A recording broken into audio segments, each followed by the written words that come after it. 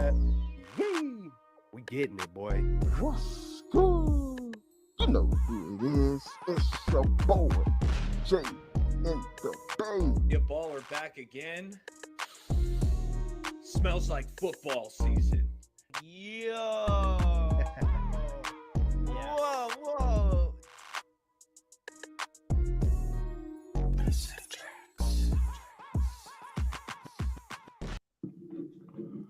What up, everybody? Welcome to Straight Out of the Bay. It's the end of the season, man. Good stuff for coming through, everybody, man. Whether you're from the Bay, England, 49ers, or worldwide. What up with it, Jay? What's good? How's everyone doing tonight? Doing well. Feeling good. Excited to be here. 10-game win streak. We're going to be rolling into the playoffs. Bring on the Seahawks. Fired up. Man, let's go. Faithful, rise up. Yee! Let's go, man. Let's get it. Hey, man. Hey, what a time to be a 49er fan. I'm going to just go ahead and say what's up to our man, Raphael, always one of the first ones to come through. Says, what up, Celts Chronicles, Jay in the Bay, Amin the Dream, Bay Area Baller, and everybody. Let's get it. Let's go. What up, Raphael? Hope all is well. All right, man. So, hey, let's just jump straight into it. Hey, it's playoff time. It is freaking playoff time. It's win or go home time. But before we do get started, I have to touch on, man. You know what? Hamlin is back home. What a freaking story, man. Just you know, you guys know me. You know, I'm a guy who believes in prayer, and man, I've seen it throughout the world and throughout the country. And who would have thought, you know, a guy like, 24 years old, you know, from the Buffalo Bills would lightweight unite, a lot of people, man. I just think, you know, sometimes through tragedy, sometimes there's a masterpiece being built in the backgrounds. And hey, man, God's got his hand on that young man to the fullest and that family. And I just think it's absolutely remarkable, man. I was celebrating when I heard he went back home. Just to touch on your guys' thoughts about Hamlin. It's incredible. It's incredible that he appears to be making a full recovery, and it's definitely great to see. It's great to see the NFL community come together and support this man and his family. So, you know, I'm wishing him, you know, further progress in his recovery. And who cares if I know it's probably his dream to play in the NFL and all that, and that's great. But hopefully, you know, he'll be able to recover and just live a normal life. I think at the end of the day, at least that's what I strive for him and his family, just to live a normal life. And it's great to see him, you know, recover. And if he does play again in the NFL, hey, that's great too. But definitely great that he's back home and he's continuing to further in his progress. I think Jay said it best right there. I second everything Jay said. I'm just really happy that things are progressing positively, and DeMar is doing pretty well by the latest reports. So, hey, I'm happy about it. Absolutely, man. It's just, hey, you know, it was last Monday, last Monday. Mhm. We were on here talking a whole different tune, and you know, just a lot of shock. You know, initially shock, and then the more the week went on, the more I just like really felt it. And yeah, man, yeah, you know, so it's we can all smile about it now, man. You know, props to Hamlin. I see a few more people in the chat. What up, Bryant? We got Deneen in the house. We got a gang of gang of folks. We got Blue True says, "Happy Victory Monday, y'all. Let's go." Hamlin is back. Buffalo in the hospital, not home yet. Oh man, hey, forgive me for that one. I thought well, it's he's almost there. He's almost there. Yeah. He was released. He's on his way. Yeah. Still a blessing. Real talk. Real talk. All right, man. So let me get my stuff situated. So if y'all want to touch on the 49ers and Cardinals, just a quick little recap. Either one of y'all could start, and then I'll take it off after y'all. But what were your guys' thoughts? Who gets the game ball? Who gets the game ball versus the Cardinals, and what do we need to sharpen up on? I got some good guesses on what y'all are gonna say, but I'll let you start it off, Baller. Yeah. Game ball, it's like you're thinking George Kittle, he had 2 touchdowns, but I'm going to go with different route. And I'm going with DeMeco Ryan, defensive coordinator. We don't know how long this man's going to stay a 49er, but I think just with the cumulative performance that the defense has had this year, only giving up 13 points. I mean, the defense was overwhelming. David Blau, quarterback, filling in for the Cardinals. He was overwhelmed. Cardinals put up 13 points. This defense, they were intercepting passes. They're sacking the quarterback. Jordan Willis with a big strip sack. Nick Bosa was a beast per usual. You got guys like T.Y. McGill is now making plays every week. T.Y. McGill. Yeah, rub your belly because McGill's been showing up the last few weeks making big plays week in and week out. The defense, I'm going DeMeco Ryans. And one thing I wanted to mention, fellas, Charvarius Ward, we know how good he's been in coverage. And Demo Lenore, I know we're going to talk, someone's going to be talking about him, but I want to talk about them in a positive light that I don't think gets praised enough. And it's just how good our corners are at tackling and just how physical they are. Because a lot of these teams around the league, you want to get the ball into your weapons' hands in one-on-one situations facing a corner because they feel like their receiver, their running back's going to plow through them, get around them. But with our corners, Diamador Lenore, Charvarius Ward, these dudes are making plays. They're physical in the run game, and all that stems from defensive coordinator DeMeco Ryan. That's who I'm giving my game ball to. Hey, great insight there. And first, I just want to say what's good to everyone that's in the chat right now, whether you're watching on Kelt's, Bay Area Baller, Jay in the Bay, or the Straight Out of the Bay YouTube channel. We appreciate you guys and gals for coming through tonight and talking about the Niners. But I could go a lot of different directions. Oh, also make sure you hit that like button as well. We appreciate it, and subscribe if you can. A lot of players I feel like stood out. It was good to see Elijah Mitchell back. I think he'll be a great 1-2 punch with him and CMC. He added 5 carries, 55 yards. He scored 2 touchdowns. He had that long run of 37 yards. I thought that he stood out. Mitch Wisnowski, I know he's just a punter. I know that's not, a sexy topic, when we talk about football, but he had 5 punts. 3 of those punts were in the 20-yard line. So obviously that makes it much difficult for the opposing offense to go down the field and score. So kudos to him. Got to give some love to BP, Brock Purdy. I mean, he was efficient, 15 of 20, right under 200 yards passing, had 3 touchdowns. So a lot of game balls to go around, but those are the guys that stood out. Also, let me mention Tayshaun Gibson. I mean, this guy wasn't even on a roster at the beginning of the season. I think he was on a team's practice squad, and I think he had 2 interceptions yesterday, 2 tackles, and I think he has 5 interceptions on the season. So, hey, kudos to Tayshaun Gibson. He's been playing very well at that safety spot, and the defense has, dare I say, gotten better with him there in certain situations. So those are the guys that stood out to me. I love it. I love it, man. You guys almost covered it all, Hey, so I'm gonna go ahead and just take Odom. I'm gonna go ahead and take George Odom, man. I believe that was his first pick of the year. I'm pretty sure he had one, which feels like years ago, versus the Vikings in the preseason. Hey, man, he came through. He was trying to duck and dodge and get to the house, man. I was juiced up on that one. I seen a comment, someone say, "Congratulations on hitting 1,000. I appreciate you to the fullest." And then I thought about it afterwards. And I was like, "Hey, that's kind of cool, man. I hit a G the same day that a Uke hit a The G for the first Ayuk time. show. The Yeah. Ayuk show. Hey, so me and Ayuk hit a G the first time in the same day ever in our career. So that was pretty dope, man. And then ironically, I hit my hours. I hit my Nice. yeah, I hit the hours and the subscribers like in the same day. So it's like Nice. I couldn't have planned it any better. I appreciate all the love, all the support.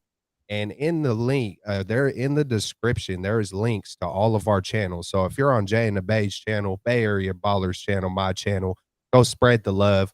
You know, I'm pretty sure, you know, I don't know you guys personally yet, but you know, hey, I'm pretty sure you guys are just, you know, just hella good dudes. So any of my fans, man, go show some love, go show some, put some subs down, some likes, all that good stuff.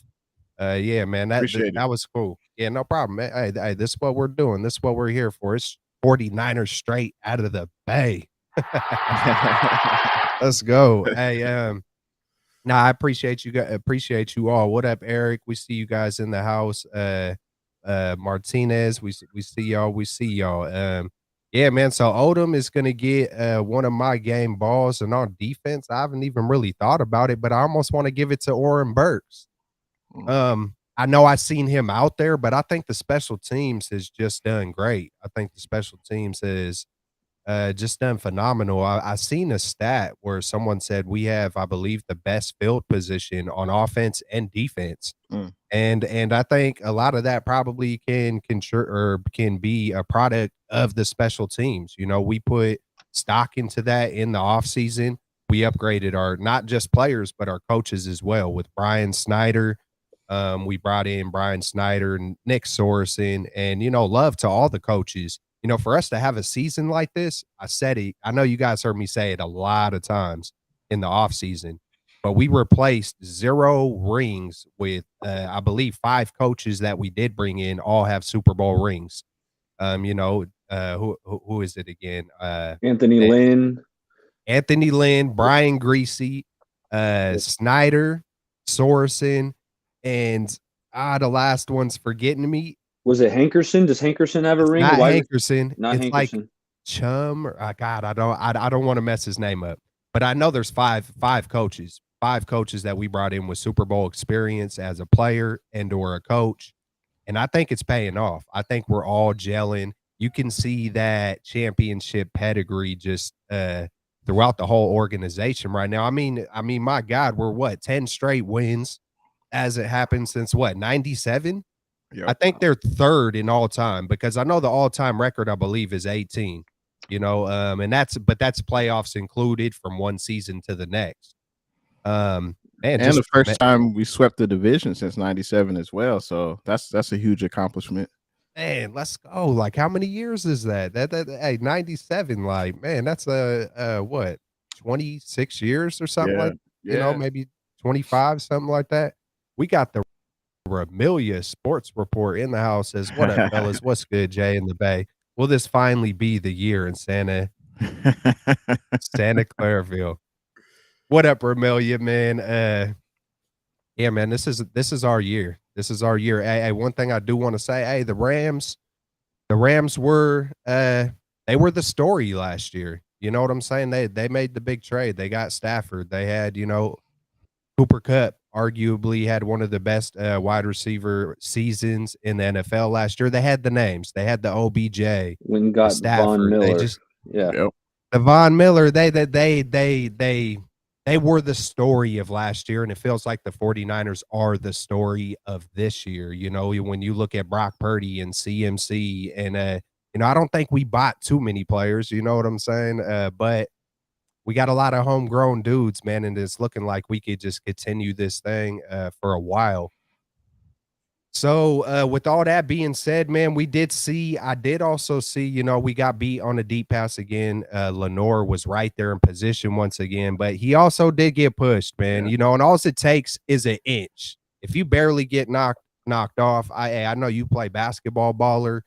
Jay, I don't know if you've played sports before, but if you barely get a little bit of momentum. All it takes is a little bit to get over on somebody. And AJ you know, Green is 6'4". Lenore is yeah, 5'10", so it doesn't take much. It was a jump ball situation. I thought Lenore, he was in good position. I thought that was a poor tackle attempt by Gibson on AJ Green, but that's something I'm sure he'll get better at. But yeah, I mean, I think AJ Green made a play. He's a Hall of Fame player. I think he made a play. It was jump ball, and he did what he had to do. Hey, quick point on the division. You mentioned the Rams division, and then you look at the Cardinals. They they fired Cliff Kingsbury. They might be getting a new GM as well. So it's crazy because they just got extensions within the last, I don't know, year or so. So the Cardinals are obviously, their stock is down. The Rams stock is down. And it's funny, the Seattle Seahawks were playing them in the playoffs. So I just wanted to mention that real quick about the division being undefeated in the division, and also the division like not really living up to expectations. Like at the beginning of the year, we thought this would be one of the best divisions in football. But it turns out, only 2 out of 4 teams were really up to snuff. So just wanted to mention that.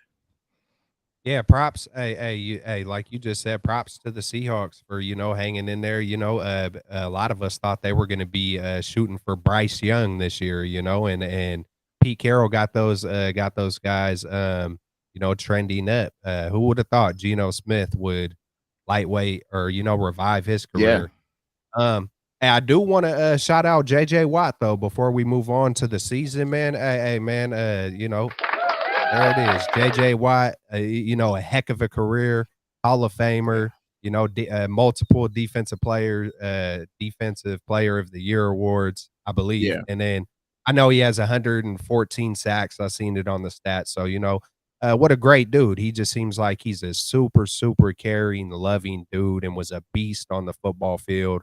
A great professional. So props to JJ. I mean, when you think of just quick, when you think of JJ Watt, I think of, one of the best interior defensive linemen we've seen easily over the last 2 decades. When I think of the best interior defensive lineman, to me, it's JJ Watt and Aaron Donald. And he still showed that he could play. I think he had 2 sacks, against us. So he had a hell of a career, like you said, Kelts, first ballot Hall of Famer, no doubt.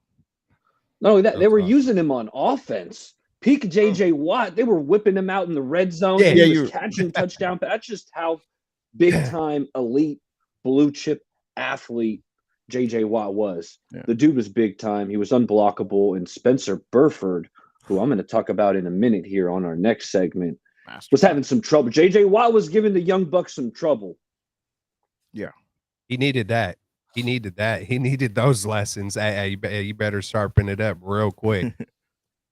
Hey, hey man, let's do a review of the season, and let's rewind time and just kind of pick your guys' brains throughout the season. This was one of the better years I can freaking remember. Just all the way going back to should we trade Debo, all the way to the Trey versus Jimmy, to just all the outside noise to the pick 8 in versus the Broncos, the almost pick 8, where it was either going to be it's the safety or the pick 6. So who said that? Someone on Twitter, I got to remember who. Sersky.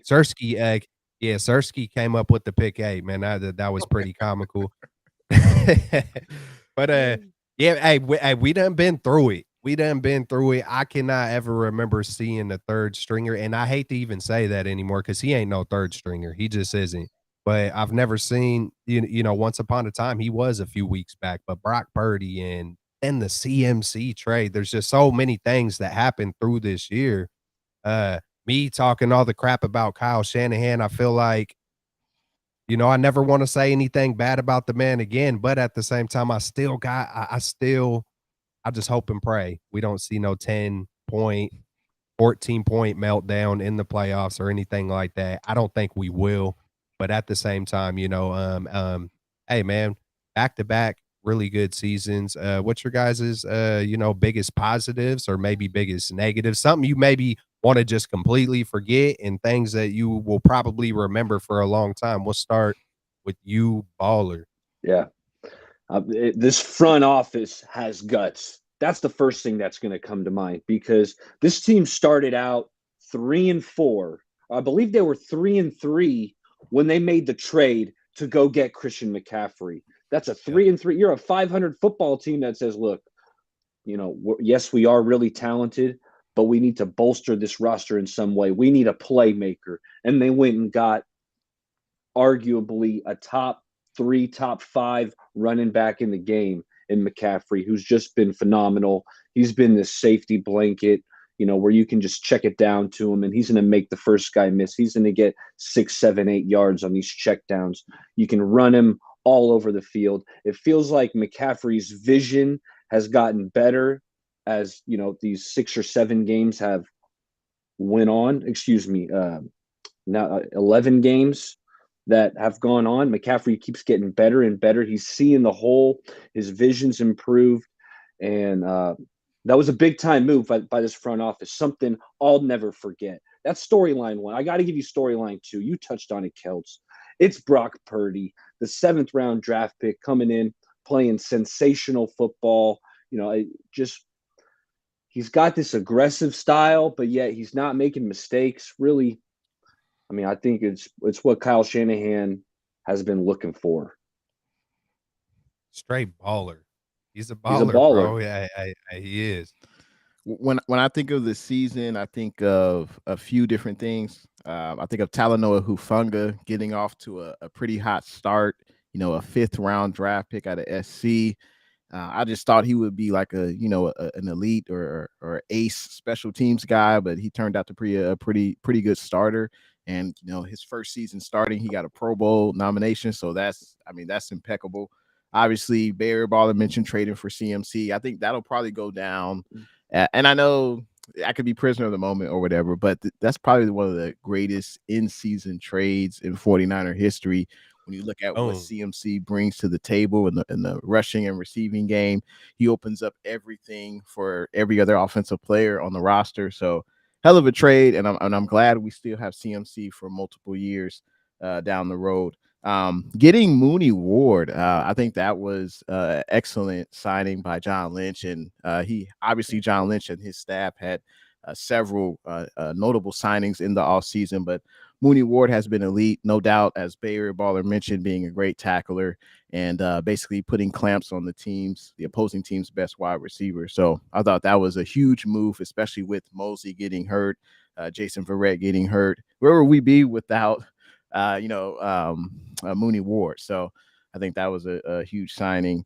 And I'll mention the offensive line. Last year, we had Pro Bowl caliber Lincoln Tomlinson. He was an Iron Man, started all 5 years with us. He took the bag with the Jets. I don't blame him.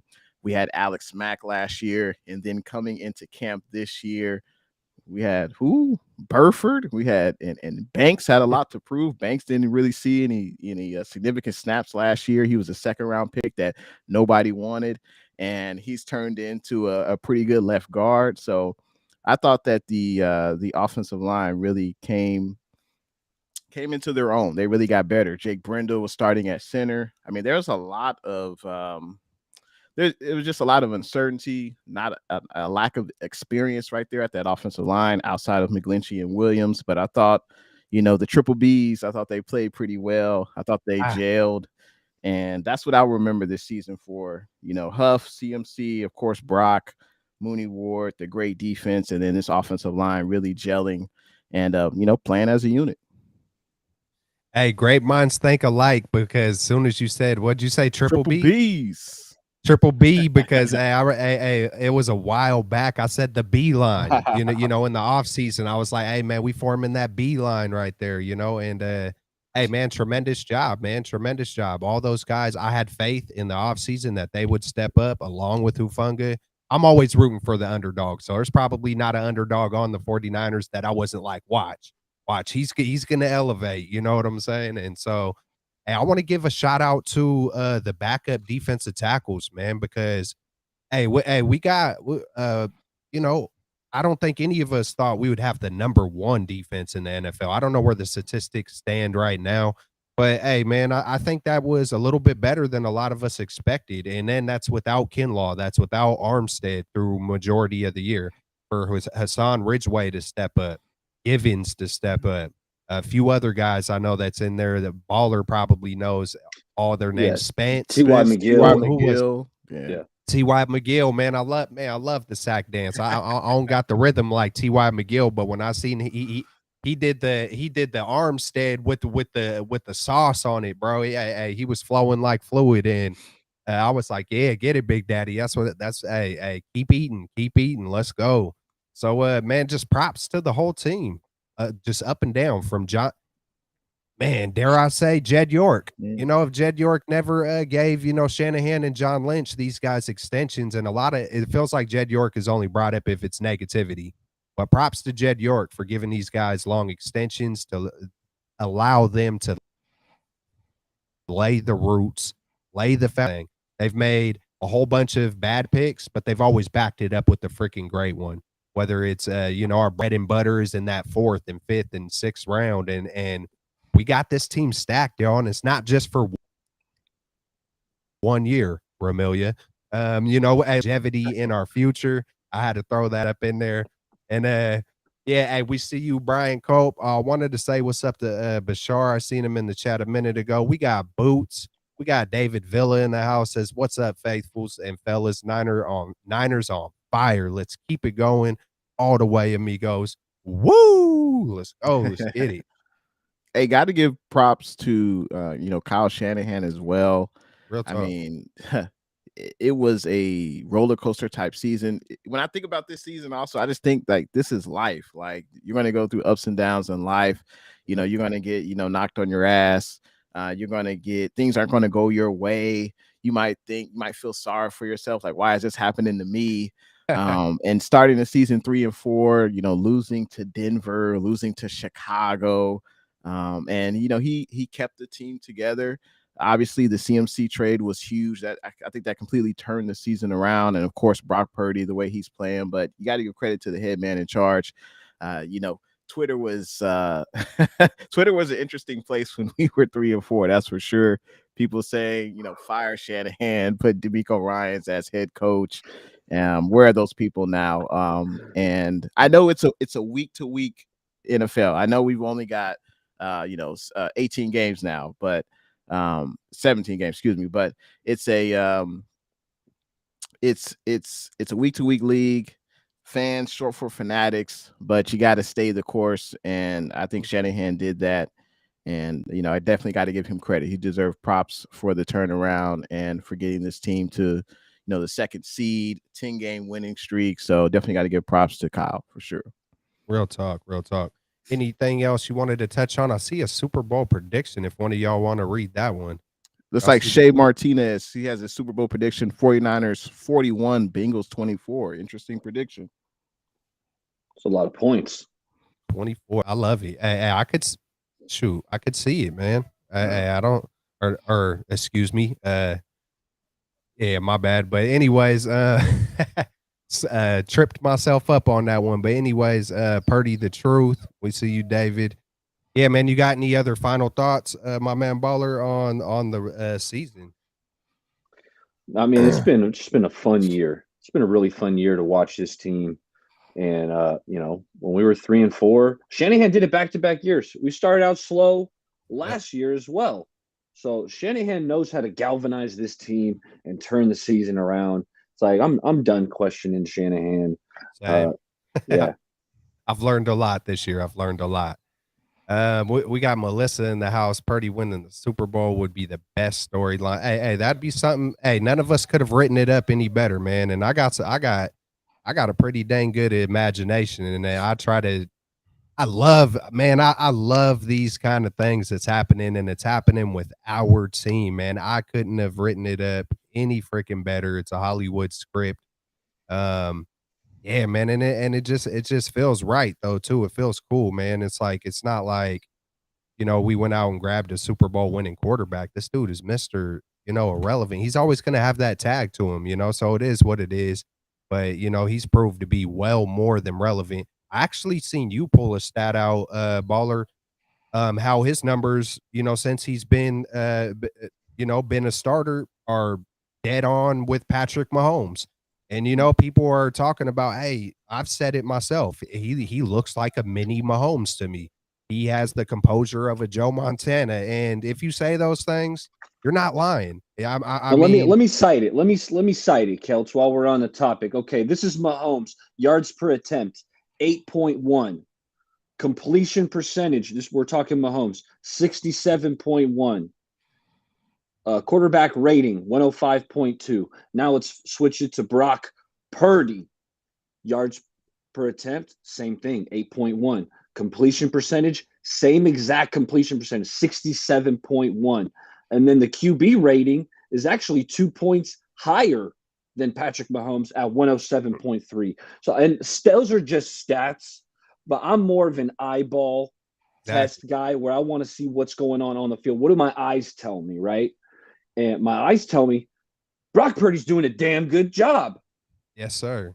Hey, your eyes aren't lying, man, because that man, he does not look jittery. He does not look phased. He's a baller, bro. He's doing the dang. It's like, man, he's just. I haven't seen him, and I'm sure he will make a boneheaded play at some point in time. I know a couple of interceptions were dropped. You know what I'm saying? But he even is getting lucky in the right times. Like, it's like, so, all right, there's an it factor that I believe is just undetectable.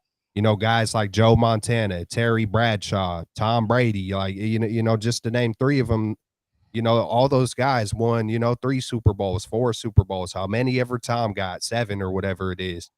But they have that it factor. It's that it factor that we were all hoping and waiting to see if Jimmy would ever have it, and he never had the it factor. It's and the intangibles. when you do see those intangibles of being able to detect the pocket, when you have the pocket awareness, and you not only have the athleticism to get out of it, but you're already 3 steps ahead of what you're gonna like. He manipulates the pocket. He like already sees, okay, I see him coming this way. I'm going to step this way. He moves that way. I'm going this way. I'm going to hit yada, yada, because I know he's going to be there. He's locked in, and Jimmy never had that. Jimmy never had that.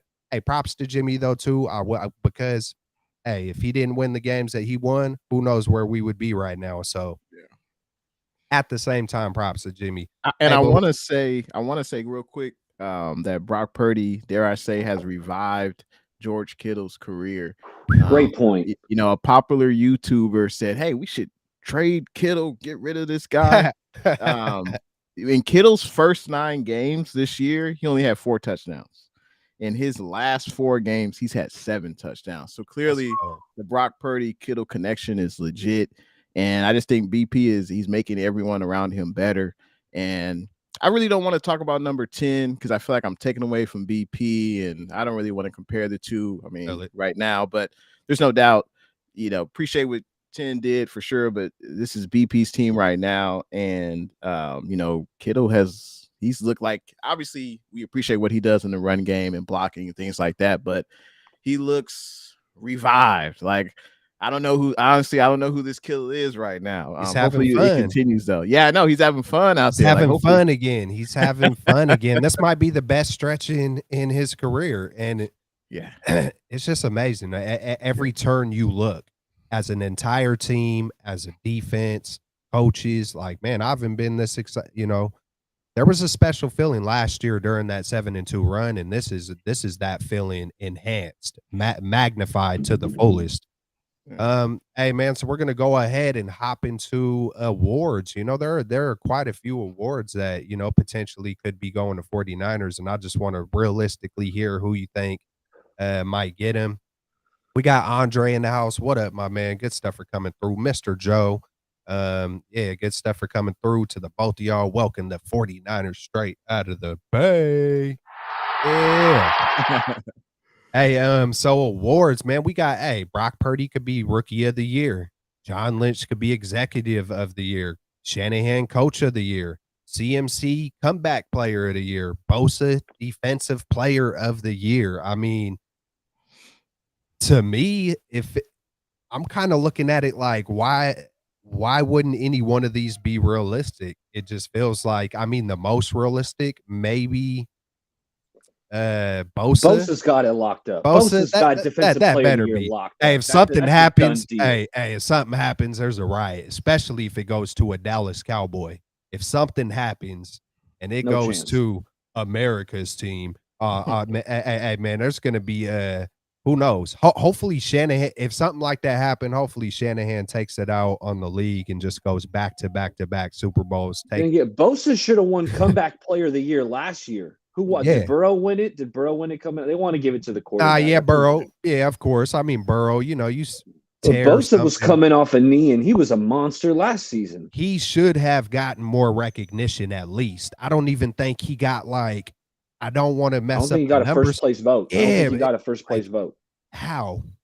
And then I did research before on who all. Man, I went detective status. Who all works for ESPN? Who all works for certain organizations? And I was trying to see how the playing field was. How many are in LA? How many are in the East Coast? And it's a large number from like Philadelphia and on to the East, where they have a large portion of the bias. The bias is real. It really is real. It wasn't. Yeah, I wanted to make sure before I started speaking on it. I wanted to make sure it was real, and it's pretty real. So there's going to always be that East Coast bias, regardless. Hey, we own the West. You come Colorado and on, and hey, the 49ers are worldwide, man. We got fans everywhere, and we travel deeper than anybody, and we're coming for it. We're coming for it. So I just wanted to get your guys' thoughts besides Bosa, maybe. Who do you think has a legitimate shot of getting an award out of the other four guys? I think Lynch, executive of the year, he should definitely get some votes. I know the Eagles executive, Howie Roseman, will probably get a lot of votes because he brought on a lot of talent to the Eagles, and there's no doubt they're a talented team. But I mean, the CMC trade, I mean, come on. I mean, like, if that doesn't put you over the top, I don't know what else Lynch can do, but he definitely should be in serious consideration. Also with the draft picks, obviously we passed up on Brock Purdy, but every other team did. But that's a huge get. No one was expecting anything from him. I didn't even think he'd make the roster coming out of training camp. So the draft picks, the signings, I think Lynch should definitely be heavy consideration for executive of the year. Real talk. Yeah, I'm with you, Jay. Give John Lynch executive of the year. And here's the thing. It also feels like Kyle Shanahan is very deserving of coach of the year, doing what he's done with Brock Purdy, just where he's had this team, 10-game win streak to close out the regular season. But here's the thing. I don't think the NFL would give the 49ers the clean sweep of the coach of the year and the executive. There are a lot of talented coaches and executives throughout the league doing a good job. So I feel like it's one or the other. So that's why I'm leaning John Lynch. I know Lynch did win it in 2019, but I looked back at the history of the executive award. Bill Polian won the thing like 4 times.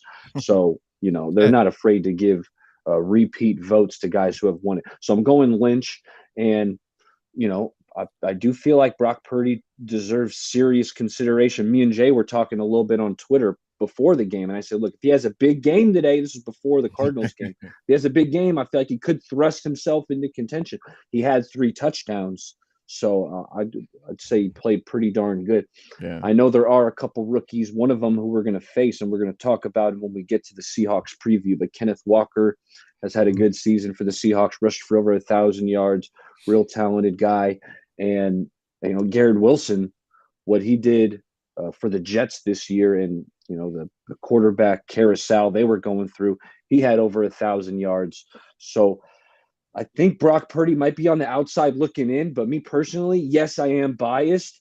Brock Purdy deserves serious consideration for that. And then comeback player of the year, I don't know what the heck they're going to do with comeback. Yeah, McCaffrey probably deserves that, but I thought Bosa deserved it last year, so I don't know about that. Who else? Who else?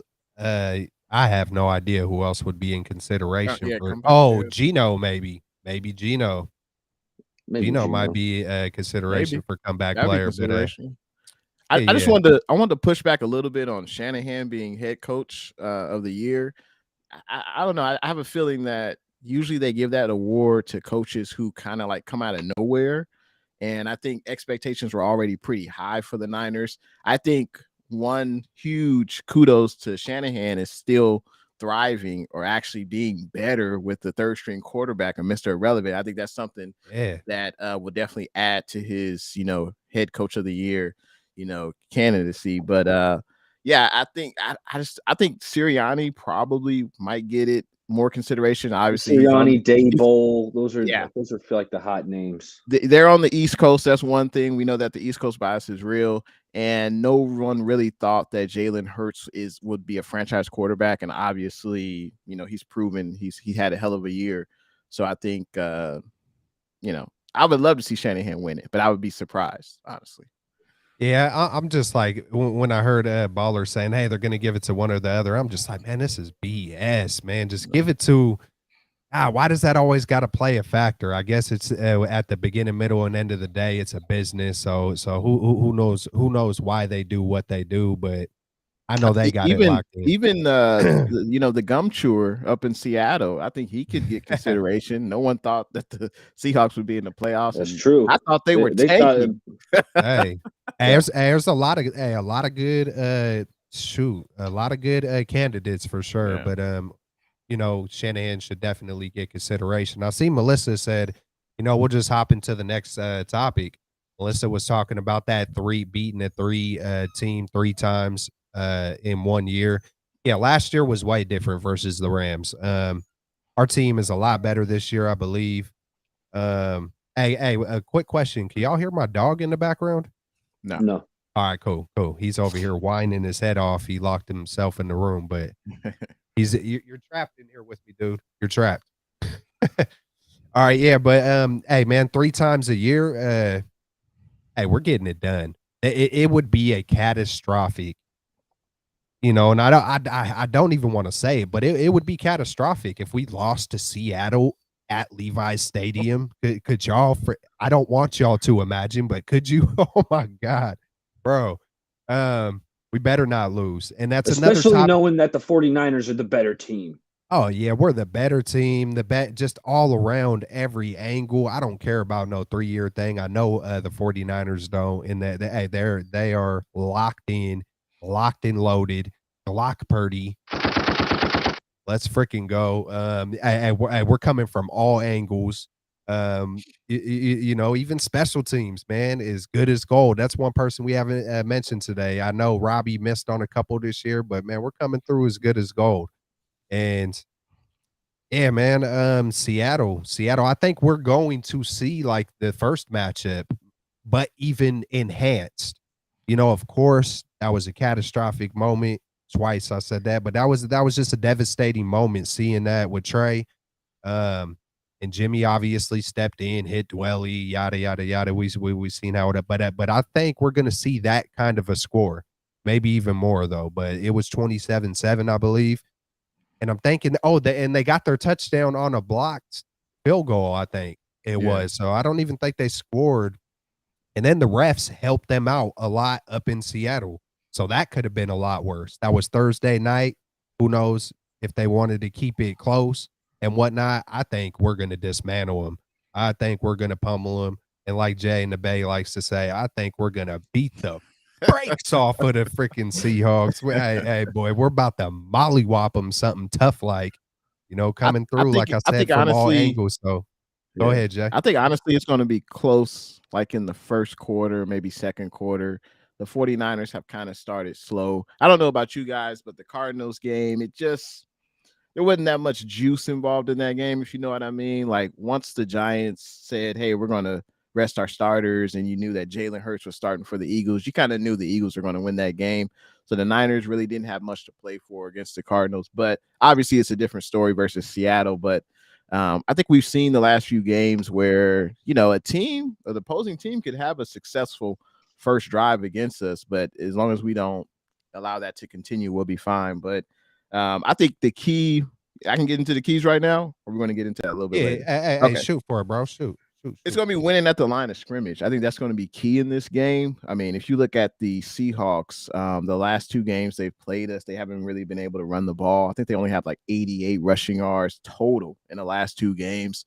So basically, you got to force Geno to beat you. And Geno, he's been efficient, but he hasn't really. He's only thrown 1 touchdown, 1 interception, 435 yards the past 2 games. So that's not going to beat the 49ers, I don't think, or any playoff team. And you look at our running game versus Seattle defense, which they do struggle stopping the run. We've had over 300 rushing yards in 2 games, and obviously we've used multiple backs. So I think the keys for the game are simple. Obviously, don't turn the ball over, force Geno to beat you, and then just run the ball down their throat. And it should be a fairly easy game, I think, for the Niners. I think the Seahawks have some playmakers in the secondary for sure. They've drafted well, but I just don't think it's going to be enough. I don't think Geno is going to beat the Niners at Levi's. I just don't see that happening. The 49ers is a better football team, flat out. But I feel like there is a way the Seahawks can hang in this game, and that would be unideal and ideal for the 49ers. So I spoke about Kenneth Walker earlier. Kenneth Walker is a supremely talented running back. He had over 100 yards last week. They gave Kenneth Walker the ball 29 times in that must-win game against the Rams last week. So that tells you. Now, the 49ers, on the other hand, as we know, great defense, but #1 rated run defense in the NFL. So we have to keep that up because the Seahawks and Pete Carroll, historically, it's just a run-first team. They want to run the ball. So we need to be on our P's and Q's, continue to shut down the run, and just do what we've been doing all season because we've been holding opposing teams to like 60, 65 rushing yards on average. I mean, the rush defense has been phenomenal. But so let me tell you, the Seahawks are going to try to run the ball. But then what they're also going to do is I expect them to take some deep shots down the field. And one of my keys of the game is limit the big plays. Geno's going to launch a couple balls deep to DK Metcalf. I expect it's going to be, unless Charvarius Ward is following Metcalf, which he did a bit on that Thursday night game. Charvarius Ward, he doesn't follow 100% of the time. D'Amico seems to implement that strategically. Occasionally, Ward will follow around. But I look for the Seahawks try to get Metcalf one-on-one with Demo, and they're going to take some shots down the field. So we got to limit the big plays and also limit the pass interferences, right? Because when that ball's in the air, our guys can, even Charvarius Ward, Demo and Ward can both be a little overly physical and susceptible to some penalties on occasion, and that it didn't crop up. They weren't back-breaking penalties that we had from them this year, but it's just something in a one-game scenario. If you have a couple of these big PIs that, get you 40, 50-yard chunk yardage down the field, those can be game changers. So stop the run, limit the explosives, and then, like Jay said, take care of the ball on offense. If we're limiting the turnovers, then Niners are going to win this game. Great points, Baller, especially the turnovers. How efficient has Purdy been? I was looking at some stats, and last year I believe we were +4 on turnover differential, and this year we're +16. So it matters. It matters. We are playing efficient. Someone just threw in Singh just threw in a great stat saying the Seattle Seahawks defense is giving up, they're 31st on giving up yak yards. And I just had flashbacks to George Kittle, going off on him in the last game. But you made another great point, Eric, was I went back and watched both Seattle games a couple times, just the main plays and stuff. And I did not see them go deep too often. I can't really remember, just my memory. I don't think they went deep too often, but I was thinking as I was watching those 2 games, Pete Carroll's holding on to that. These guys have been facing each other. And these guys do that. These guys are playing chess to the fullest. And he's not going to show that if he knew there was a chance, and look, by chance, we're facing each other in the playoffs. I just think that, first of all, this is one of the biggest rivalries, in my opinion. I know LA has come in the past couple of years and whatnot. And then besides our division, you got Dallas and Green Bay, in my opinion, are the biggest rivals. But the Seahawks, I think they're the biggest rival, man. Still one of the biggest ones. And Pete Carroll and Shanahan, they know each other. So just like Shanahan's not going to show certain cards, Pete isn't either. So I think you got a good point on the deep ball. And typically you would see Lockett or Metcalf, get a couple shots a game, and I can't remember them even trying it really once on us both games. So I expect to see it. Go ahead, Jay. I was just gonna say the Seahawks. I think they've only scored one touchdown versus us in the past two Yep. games, and I think in order to really throw the ball deep, which I agree with Bay Area Baller, I think it's something that they will do. And Demo Lenore, he's kind of there's been some opportunities there for him to make some plays, and he hasn't always done that. So I agree with Bay Area Baller. Definitely got to watch. You obviously got to test it out. Some refs, they'll let you be more physical than others. That's something we'll find out within the first few drives on either side of the ball. But in order for Geno to really throw deep, he's got to have time to throw. And I don't think he's going to have that much time to throw with the horses we have on the defensive line. So I think it's going to be a long day for the Seahawks at Levi's. Yeah. And that one touchdown, the one touchdown they did score, I think it was on a 15-yard pass or something like that. It was at the end of the game in the last game we played them. So another great point by you, Jay, by you as well, Eric. All right, man. So any other, hey, if y'all got anything else for the 49ers versus Seahawks, I personally think, like I said previously, we're about to beat the brakes off of them. And I can't wait. We better. But if if it's close, it's close. A dub is a dub. I hope I'm not getting too ahead of myself, but yeah, it's win or go home time now. It's win or go home time. Like everyone said, I think we're clearly the better team. I don't really see any player on their roster. I mean, you could argue their wide receivers, there might be a little bit better, but I think we just have more depth at pretty much every position. And yeah, the Seahawks are a talented team. I didn't expect them to be a playoff team. But I can't wait until Sunday. But I just want to give a huge shout out to everyone that's in the chat. We see everyone's comments, like David. We have Singh. Deneen has been in the chat a lot, and we have a few super chats. Not sure which channel it's on, but I will just go ahead and read them. Also, David's in here as well. 49ers first takes hot diggity dog. He says, playoffs. We talking about playoffs. LOL, of course. Also, KD, hot diggity dog, man. Good to see you in here tonight. He says, hope you all had a wonderful Monday, my 49ers family. Absolutely. Hope you all had a wonderful weekend as well. And I gotta say, what's good to David V. Bryant's in the building. We have Van. So appreciate everyone tuning in tonight. Yes, sir. Yes, sir. Yes, sir. Hey, just like Jay said, I couldn't have said it any better myself, man. We appreciate it. You guys always show love and support. And, our channels would be nothing without the faithful, man. It all works hand in hand. And there's so many times where you guys like run, whenever I don't have a guest and I'm running a show, you guys run my show. If I didn't have y'all in the chat and stuff, I wouldn't even have it would be hard to just be sitting there talking to, the camera all by myself. It'd be kind of strange and weird at the same time. So we appreciate y'all. Real talk. Absolutely. What up, Aaron? What up, David V? Hey, just like Jay said, man, what up to everybody? There's a lot of people I've never seen before, and maybe vice versa. I'm not sure, but hey, the link is in the description. Go ahead and shoot everybody in, and Amin the Dream. Amin the Dream, he is also a part of 49ers straight out of the Bay. He is not feeling well tonight. So prayers out to Amin to get better, and his link is also in the description. So go show some love to Amin the Dream as well, man. All right, so I wanted to get your guys' thoughts, man. Hey, let's talk. You know what? Hey, we got Super Bowl aspirations, and I'm not gonna sit here and I love to wonder. I love to imagine. You know what I'm saying? And so I do look ahead. I definitely look ahead when it comes to football. Me personally, I love to stay in the moment. But when it comes to football, I like to look ahead. Who is the biggest threat, man? I mean, of course, we all know it's the Chiefs, the Bills, the Bengals, the Eagles, the 49ers. I feel like it's those 5 teams without a doubt. And so I'm kind of, my vision is kind of like this. Another thing I wanted to talk about along with the biggest threat.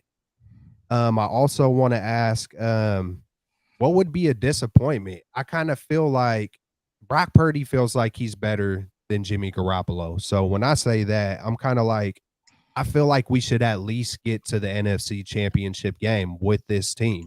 I just feel like for me personally, it feels like it would be a disappointment. It feels like it's going to be a disappointment if we lose in any, no matter what, NFC Championship, Super Bowl, divisional round. You just never know in this NFL. Wild stuff can happen. It'll be a disappointment.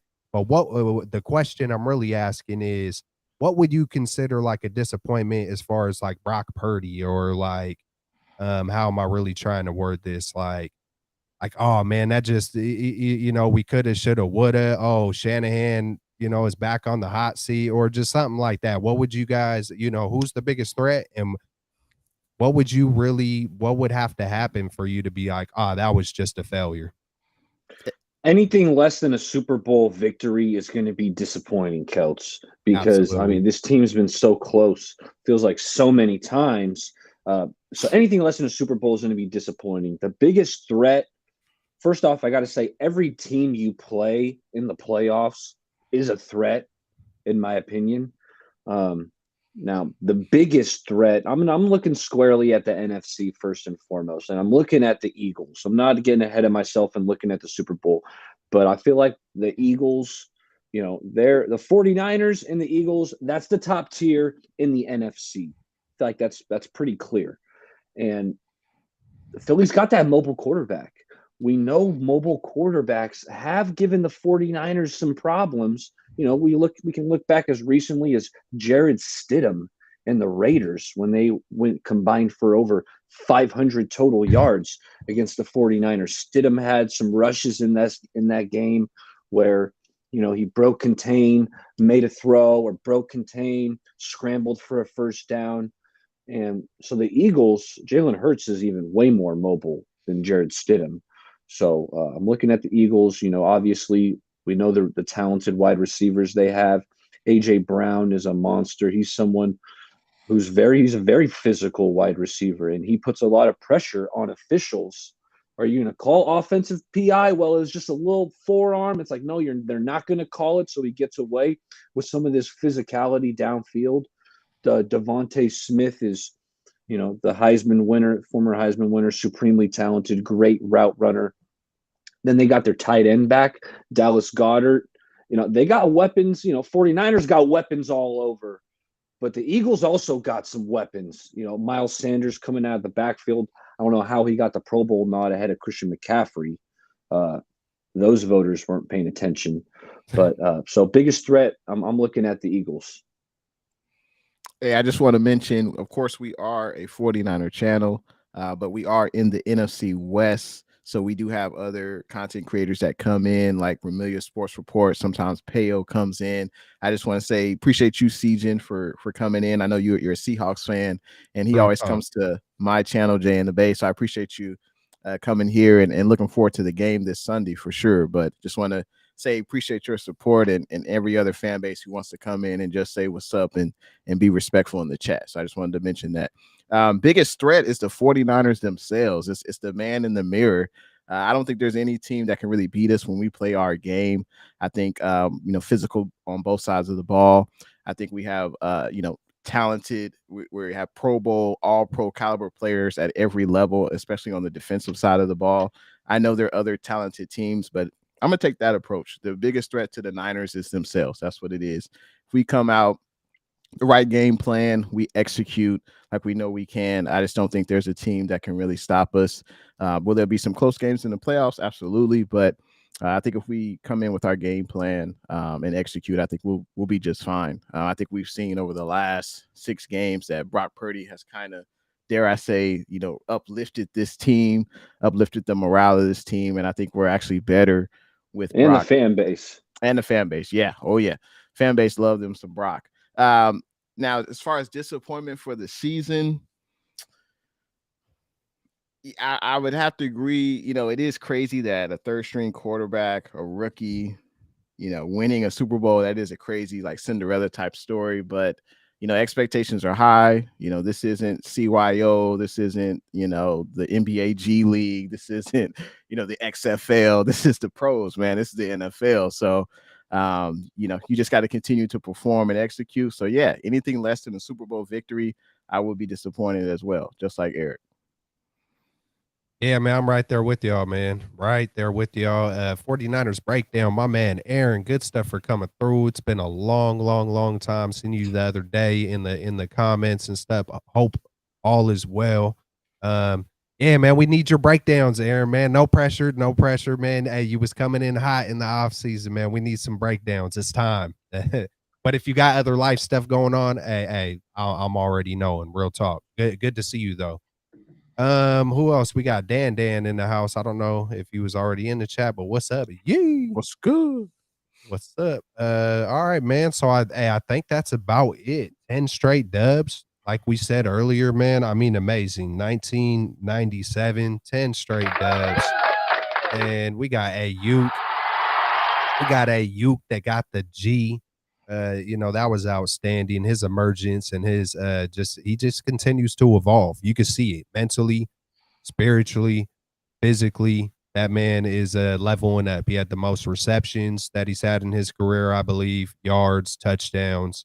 And it just feels like it feels like it's just the beginning for Ayuk. It feels like someone threw up a thing where they were showing the best route runners in the NFL, and he wasn't even on the top 10 in the list. And whoever made that list, they're also crazy, just along with not picking Bosa last year for the comeback player of the year, more recognition. CMC gets the snub on the Pro Bowl. Hey, we got to get these things fixed. Hey, if you're the best of the best, man, hey, show some recognition. East Coast or whatever it is, NFL players, whoever's making these things. We got Baller in the house. Oh, snap. No, I'm just kidding. All right, man. Hey, so let's get into some predictions. Hey, y'all good on time? Yeah. Everybody cool also, Bosa led the league in sacks this year too. So that's another bang. accomplishment. Yeah. Bang. Led the league in sacks. He was one away from tying the record. Right. Man, I know he wanted it too. Hey, you know what? Hey, if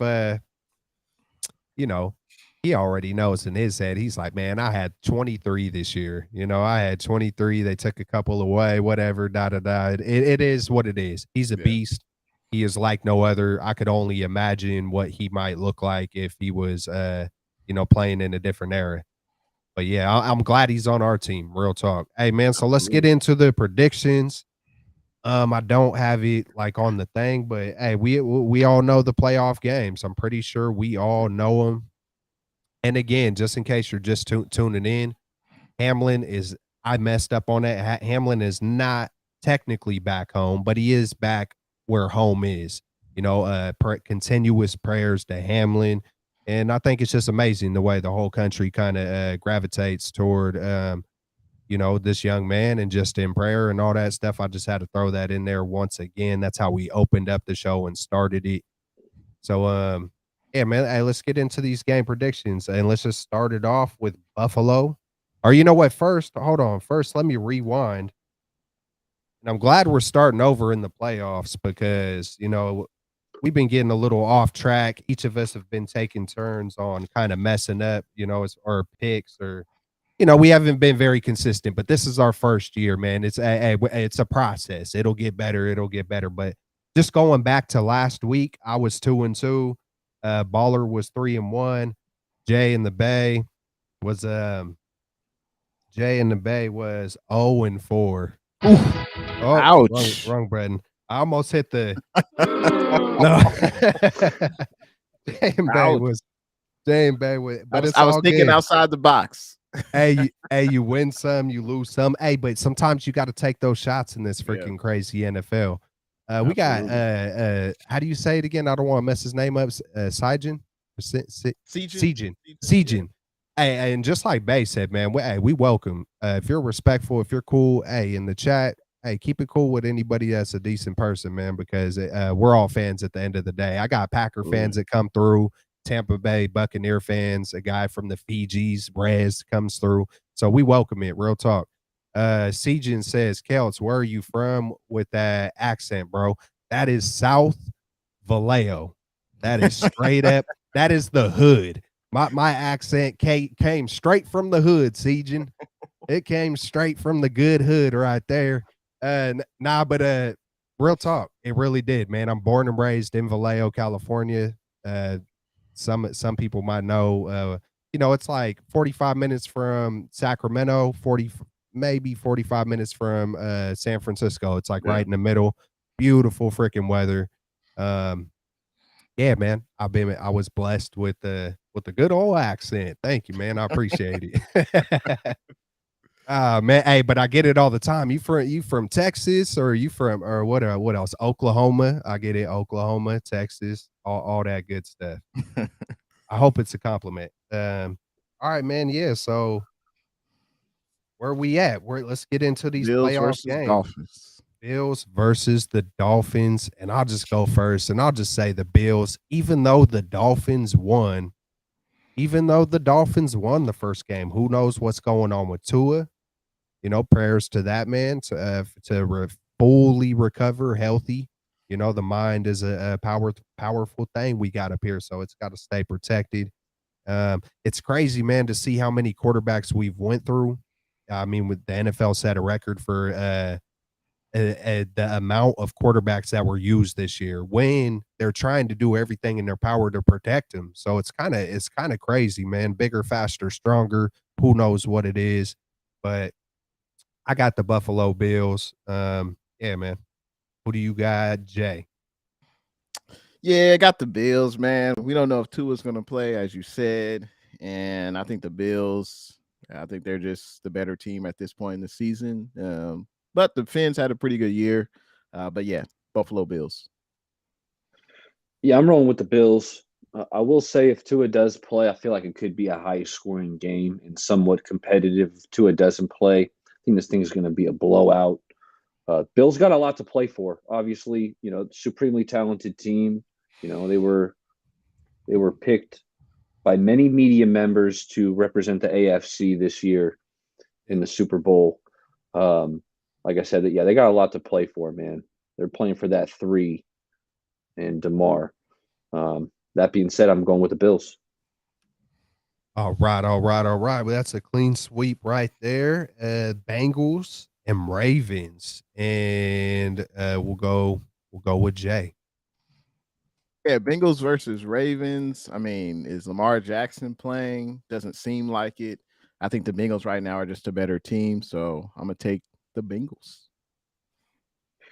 Yeah, it's interesting. These two teams just played each other this past Sunday, and they're facing off again here. I'm rolling with the Bengals. We don't know who's playing quarterback. Is Lamar Jackson back? Even if he is back, at what degree is Lamar Jackson going to be himself? We know Lamar, best running quarterback ever. He's just so shifty, so dynamic with the ball. But I have to wonder if he does come back, how much will that knee injury affect him in the open field? Yeah, true, true, true. Yeah, I also got the Bengals. You know, yeah, man, they're just playing lights out. They're right behind the 49ers at, I believe, how many games in a row they got? 8. I think they might, they're arguably the second hottest team in the NFL. They're clicking. The defense is playing well. They got Burrows. They got Chase. A couple other wide receivers. They're slipping my mind right now. Who is it? Higgins? T. Higgins? T. Higgins, yeah, Jamar Chase. I had to pull up this comment because I agree with 49ers breakdown. The interior D-line pressure concerned, and this is back to the 49ers against the Cardinals. And like I said, J.J. Watt had schooled Spencer Burford on more than one occasion, getting instant pressure. And it's like, yeah, that is a future Hall of Famer, but it's just something to monitor. Also, I noticed some of these stunts, defensive linemen have been running stunts against us. And like Jay was praising the offensive line, and I'm with them. Overall, offensive line has done a good job. But there has been too many free rushers coming in for my liking. And a lot of them come in through these stunts.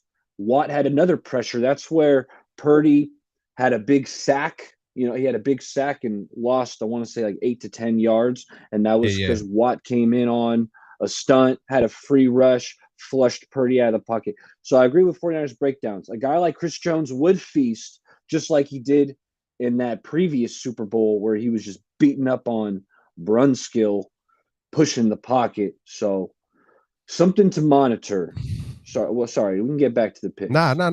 It's all good. Hey, man, that's a 49ers channel. So I appreciate the comment. Appreciate you throwing it in there because I'm looking at the paper. So nice way to step in, real talk, because that is a concern. There are concerns with the deep ball. There is concerns, with when we are facing top-notch defensive linemen, real talk. You're never gonna have a perfect team. It is what it is. I think we can overcome it. I'm pretty sure we're going to see Shanahan in his bag, and he's going to do everything he could possibly do to keep it protected. And you know what? Nice sack. Nice way to take a sack, Brock Purdy. When he was running for his life on that one, it's one of the few times typically he gets out and he's making a positive play, or he's even making a positive throwaway. Props to Brock for not trying to do too much and fumbling the ball, not trying to do too much and throwing an interception.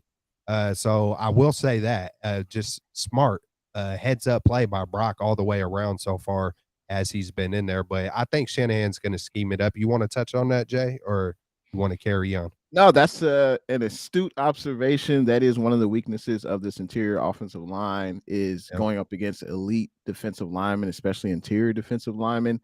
But I think when you have a mobile quarterback like BP, maybe you can roll them out, try to negate that interior pass rush. You got a good running game. I think the offensive linemen are usually better when they're the aggressor, and usually that's in, run blocking. So I think that'll help negate that. But that's a valid statement. And I think Shanahan's just going to have to scheme guys like when we play Aaron Donald, usually he doesn't have like a great game against us because of Shanahan's scheme. And I think that's what we'll see in the playoffs. Daddy Brung skill. Yeah. Yeah, man. So let's get to the next game. Thank you for the comment, man. I love it, Aaron. 49er breakdown. All right, we got, the Jaguars and the Chargers, probably the closest matchup in this thing. Hopefully it shakes up some of our picks on this one. And you know what? I'm going to go ahead and go first to try to see if maybe it'll make one of you guys pick the other team. But yeah, I'm going to go ahead and this coach, I don't like the Chargers coach, man. His name is slipping me. He just does some I don't know. He just Brandon does some Staley. Yeah, it just feels like, man, hey, there could be 2 coaches gone in LA this year. Who knows? But yeah, I'm going to say, God, that almost makes me want to change my pick because Peterson's pretty good over there with the Jaguars, and they've been hot. The Jaguars have been hot, and the Jaguars did beat LA, the LA Chargers. They did beat the LA Chargers in LA earlier in the year. I think they beat the brakes off of them. Man, I just love saying that, man. I'm sorry, Jay. Sorry if I took it from you, bro. Hey, the Jaguars, I believe, won if I'll just guess, it feels like they won like 38-14 or something earlier in the year. I could be off. Let me double check it. I'll look it up. I could have swore they beat them pretty bad in LA. So I'm almost changing my mind and almost want to say the Jaguars, but I feel like Herbert is going to finally, I don't believe he's won a playoff game. I think he's finally going to get at least a playoff win, and Trevor Lawrence's time will come at some point in time, but I'm going to take the Chargers for this one. Go Chargers. Yeah, you were right, man. I just looked up their schedule. The Jaguars beat the brakes off the good old Chargers. 38-10. 38-10. But that could have been, I know the Chargers have dealt with injuries this year, so that could have been, I don't really know who was that quarterback. I know Herbert had some fractured ribs, but I think he might have played through it. But yeah, he played. Obviously he wasn't at his best. But yeah, it's going to be an interesting game. Speaking of, head coach of the year, Doug Peterson may get some consideration. I mean, he kind of turned that team around. Also, we talk about comeback player of the year, maybe Lawrence. Exactly, ETN. Trevor Lawrence. Yeah. So sure. I was thinking the running back. He's good too. ETN is good too. He missed all of last year. That's what popped into my mind. Yeah, I like the Jaguars. Man. And the games that we've already predicted. I pick the Jags, Kelch wants to pick the Jags. Sometimes you can't go off You're fit, you know. I'm trying to win this thing, man. I really think the Chargers. I like the Jags, but I really think the Chargers are going to get it done. And I think this will be one of the more competitive games, I think, for sure. But I like Justin Herbert a little bit better. I thought I saw Mike Williams, or I heard Mike Williams might have got hurt last week or something. So I think his status could be up in the air. I guess we'll see. But I think I'm going to roll with. That's what I'm rolling with. Good old Arnold Schwarzenegger. Gotta love it. Hey, what up, Shifty? I just seen that right now. What up, Shifty? Let's go, Shifty. All right. I'm not gonna lie. I came in thinking I was gonna pick the Chargers, but this cannot be a clean sweep in favor of the Chargers, because I do feel like this is going to be a tight, competitive game. The Jags have been playing a better brand of football. My boy Arden Key, former 49er, he was making plays on Sunday or on Saturday when they played. So Key's looking good. You know, they got the top. They have the Walker, the #1 pick of last year's draft, supremely talented. They got some talent. And on offense, we know, Trevor Lawrence is playing better and better. Travis Etienne, he has too many negative runs for my liking. It's like he tends to try to cut back and break a big one, so tends to lose some yardage on too many occasions. But he is a dynamic running back. Evan Ingram had a really good year. Evan Ingram he's an explosive tight end that you got to keep tabs on. Christian Kirk, Zay Jones, they got some talent on that team. So the fact that you two are picking the Chargers made me pivot and say, hey, let's show Doug Peterson some love. These guys are playing at home. I'm rolling with the Jags. Well,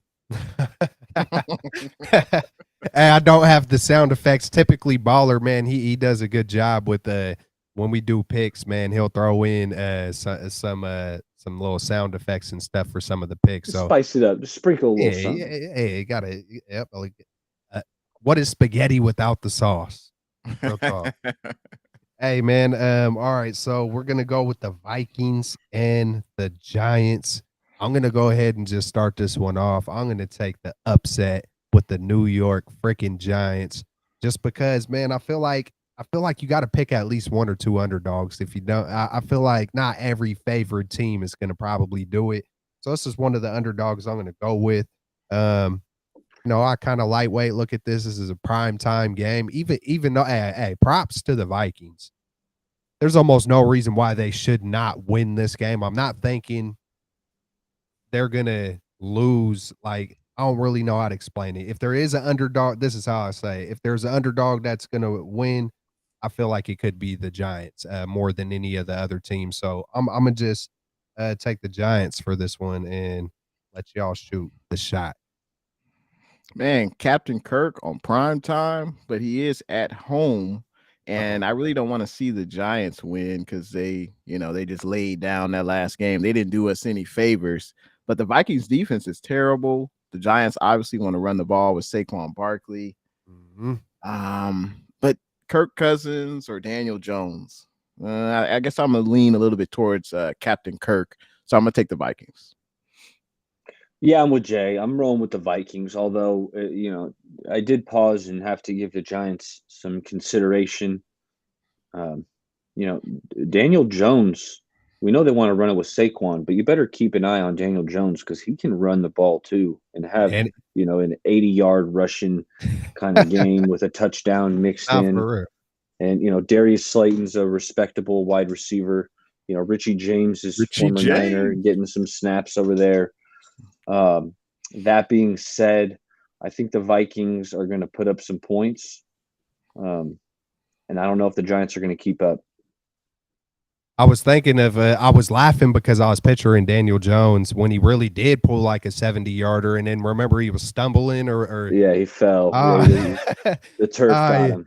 Yeah. So it wasn't, you just had me flashing back to that moment and I seen it very clearly. I'm surprised, man. Yeah. It ate him up on that one. Yeah. All right, man. So we're gonna hop over to the Bucks versus the Cowboys, and I'll let you start it off, Jay, just so I don't try to influence nothing. And it has not worked so far, or it didn't work with the Giants. So I'm gonna let you take it off with the Bucks. The Bucks Yeah. and the Cowboys. This is a good one too. This might be the second closest, in my opinion, game, regardless of the Bucks record. Yeah, I think this is the game I had where I thought the underdog would win. And I think, well, honestly, I don't know who the underdog is. I know the Buccaneers are at home, but I was thinking the Cowboys probably would win this game. I know it's TB12 versus Dak. But I think the Cowboys right now are just a better overall squad than the Buccaneers. The Buccaneers offense has kind of been stagnant this year. I mean, they barely scored over 20 points in multiple games this year. And they're not clicking on all cylinders. Cowboys didn't look good last week, but they didn't have much to really play for. And, you know, the Washington, that was their Super Bowl right there to beat their division rival the last game of the season. And then go to Maui, you know, and enjoy their vacation. But I got the Cowboys winning this game versus TB12 and the Bucks. Man, this is a tough one, man. I'm waffling here. You know what? I'm going Brady. I'm going Brady. You know, the Cowboys do feel like the better football team, but I think the Bucks defense is going to show up and make things difficult for Dak Prescott. Todd Bowles, you know, the head coach. He's just he's one of the defensive minds that I respect the most in the whole NFL. I think he's going to make it difficult on this Cowboy offense, and Brady can do just enough. Man, the thing that ticks me off about the Bucks, it's so much quick game. The Bucks are just like all quick game. I know Mike Evans caught a couple deep ones, finally got going in this last week, so maybe he can keep that going. I'm just thinking Brady's going to pull a rabbit out of his hat, and they're going to. And as you said, Jay, or you were asking, the Bucks are at home, but the Cowboys are favorites. The Cowboys are 3-point favorites. So I'm gonna roll with the Bucks and the upset. Yeah, man, I got to stick to what I thought from the very beginning. Jay almost swayed me lightweight, but yeah, I think the Bucks are going to get it done. That's who I felt from the beginning. Yeah, man. So I'm taking Tom Brady. I don't think he isn't going to go out without a fight, man. And if it does come down to a last possession, I can see them kicking a field goal or just getting that last. He's had a couple of games like that, I believe, versus the Packers, and then another time. I believe there was at least 2 times where Tom Brady, right after he got the new girlfriend, got rejuvenated, had a good comeback win, whatever it was, but. Yeah, I'm gonna take the Bucks, man. I don't think he's gonna go down without a fight for sure. And I'd love to see the Cowboys lose just because I don't like them. So, all right, man. Hey, that's just about it. I mean, do I even need to ask about the 49ers and Seahawks? I'm gonna just go ahead and just put it down on paper. We're all taking the freaking 49ers. If you guys want to talk about the reasons why, you can shoot for it. If not, we can wrap this thing up and do it moving. I got the 49ers 27-17. And I'm looking at Kittle to keep this thing rolling, Christian McCaffrey, and, hey, Deebo Samuel came back from his injury, showed some flashes, had a couple plays, caught a little bubble screen last week, ran it for like 20 yards. So I saw some explosiveness. Deebo Samuel, I think he's going to make a play in this game against the Seahawks. He's the wild card. I believe. I think he is like kind of haven't heard too much of Deebo lately, and I feel like it's coming. I feel he's like going to remind some people. Deebo. Deebo. It's coming. It's gonna come. Like I said earlier, it's coming from all angles. I think it's gonna be a beautiful playoff run. I think we're gonna pull it off, y'all. I keep on typing in on anytime I do type in chats, I always say Lombardi number 6 loading. That's kind of my little rally cry. Typically it's been Quest for 6. I've never liked Quest for 6. It reminds me of Zelda, and nothing against Zelda. I think Zelda when I was a kid, it was pretty cool, but it just the Quest. I don't know. It sounds a little. It doesn't sound football like to me. Like it doesn't have that tough football type of sound, the Quest. It sounds more Lord of the Rings. Yeah. And nothing against that stuff, but in football, You know, I'm just gonna No, I stick like Lord with of the Rings. I'm gonna stick with Lombardi 6's loading, man. It's loading up. It's in progress. Who you got, Jay? Or how about score prediction? We'll just do that Score since we prediction, yeah, man. I got the Niners beating the breaks off them good old Seahawks. I think it's going to be 31-13. I just think the Niners are going to run for at least 175 rushing yards. I can't wait to see that gum chewer pissed off on that Seahawks sideline. That's one of my joys. I'm looking forward to that. But yeah, man, the Niners, we're going to win this game for sure. That man's about to rip his shirt off. You see Pete Carroll just pull Incredible Hulk with DK Metcalf. Didn't someone put something up where they were all in the cold or whatever with their shirts off? Like, man, we broke a lot of teams this year. Yeah. We done Matt Rule got fired, and then we get CMC. Kingsbury gets fired. You know, you got the Rams over there, you know, licking their wounds. Hey, another stat. Shoot. Then every team that plays the Niners, they lose the next week. So they're like 0-15, you know, versus the Niners this season, which is an incredible stat. I've never even heard of that stat, Never. you know, this season. So that's an incredible stat. I don't think that's a fluke. So I wonder if it's ever happened before. Like, I wonder who. You know, there's got to be some guy. There's some guys that have probably broken almost all the stuff down since whenever. So that'd be a lot of research. Just quick, talk. Melissa says, are any of you live streaming the game? Are you live streaming, Coates? It's always up in the air for me, man. Okay. It's gal. It's always up in the air. Just my schedule is so hard to schedule with my family, but if you know what, if I have the ability, I will be. I'll stream. Man, that's tough. That's playoffs. See, I got to think about it because some games, like it was fun to do. It was fun to do the Cardinals game because it didn't feel like there was a lot to play for. It just it depends on me. Sometimes I get so locked in and fired up. I don't want to hear nothing. I want to be quiet, alone, and then some. It depends on my mood, I guess. Who knows? I might be so fired up. I know when the playoffs come rolling around, it's a whole different breed. I know I did the Packers game last year. That was the first game I ever live streamed. And man, I had a lot of people leaving my chat and losing the faith. And I'm over here, hold on. Hey, it's going to be good. Like, I was quiet, but I was like, it's going to be good. And then right before that kick, the punt, I was just like, we're about to return this punt right here. We're about to return this freaking punt right. And sure enough, there's it's a block.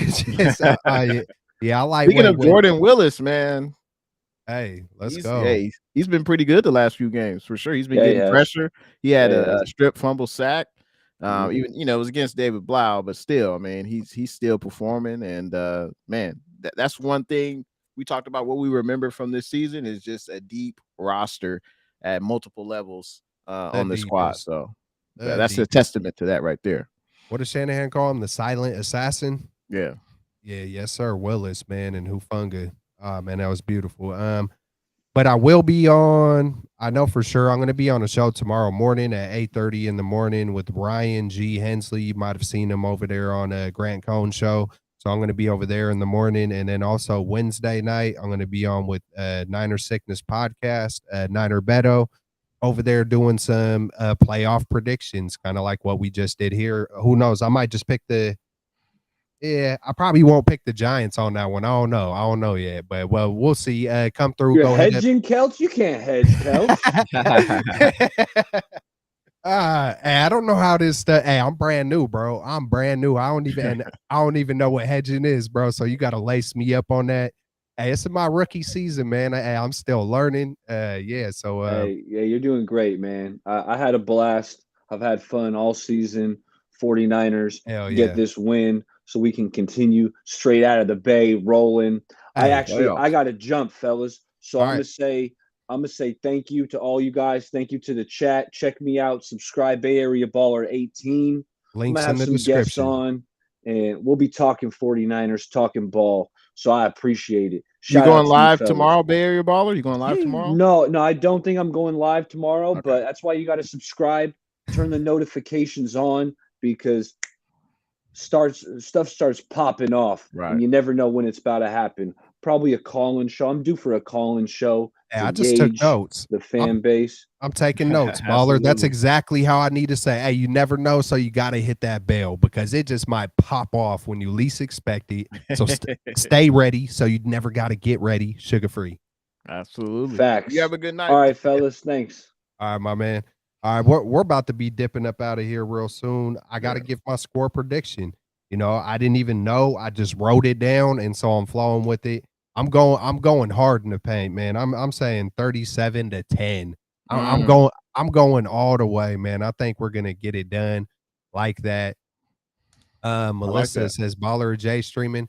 Hey, you know what, Melissa? I might do it. I might do it just because. Hey, I might have to throw up something in the community tab and see how many people want it to happen, and maybe I'll do it. You should get a lot of traction, man. A lot of people, not everyone can watch the game, and they love to hear content creators, broadcast the game. So yeah, man. I won't be able to do it. I can't. But yeah, there's tons of content creators who are doing it. But yeah, Kels, man, you might have to do it, man. Hey, and if I don't, check out Shifty. I know Shifty's doing a lot of that. Shifty, I believe Niner Sickness as well. Niner Sickness. Yeah, 49ers Ultimate Report, Rombo. Like, there's a lot of people. Does Rombo do it? Rombo does a live stream? Mm-hmm. Okay, wow. Yeah. I should know that. Hey, but anyways, hey, we appreciate everybody in the chat. We always do. Bang, bang, Niner gang. Let's get it. Let's go. Any final thoughts, Jay? Absolutely, man. It's like we spoke about the 49er season, but we got to talk about the straight out of the Bay season. You know, it's our inaugural season coming together as a crew straight out of the Bay. So we appreciate everyone's supporting the channel, our individual channels, and of course the Straight Out of the Bay YouTube channel. And like Kels mentioned earlier, it's no fun talking to the camera, by yourself. It's always great to have a lively chat. I wish I could name everyone in the chat who came through, but just know we appreciate you guys' support. And we'll definitely be here, next Monday night, same time, 8:15 on all our respective channels, plus the Straight Out of the Bay YouTube channel. So yeah, just appreciate all the support, and go Niners. Looking forward to next week. We even appreciate you, Romelia. We really do. Romelia, Seijin, Romelia. If y'all don't know, that's a Rams content creator. So go check him out, man.